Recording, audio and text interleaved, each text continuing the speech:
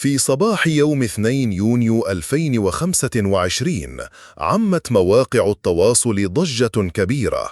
مجموعة قرصنة تطلق على نفسها اسم جبروت والمرتبطة حسب تقارير بعدد من الجهات الجزائرية أعلنت تنفيذ هجوم سيبراني غير مسبوق.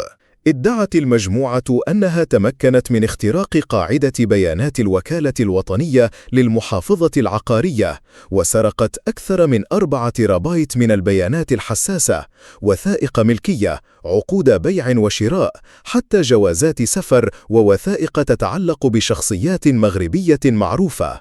لكن سرعان ما خرج مصدر رسمي من داخل الوكالة الوطنية لينفي هذه المزاعم بشدة.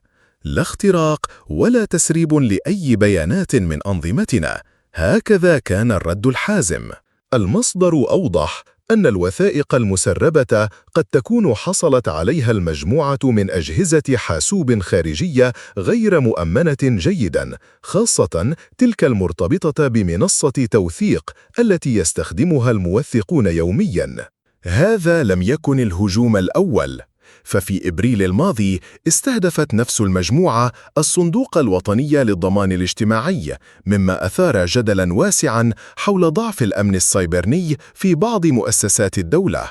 الوكالة خلال احتفالية الذكرى المئوية لمهنة التوثيق كانت قد دعت الموثقين إلى تعزيز حماية بياناتهم. الرسالة كانت واضحة: المعركة ضد القرصنة لم تعد خياراً، بل ضرورة وطنية.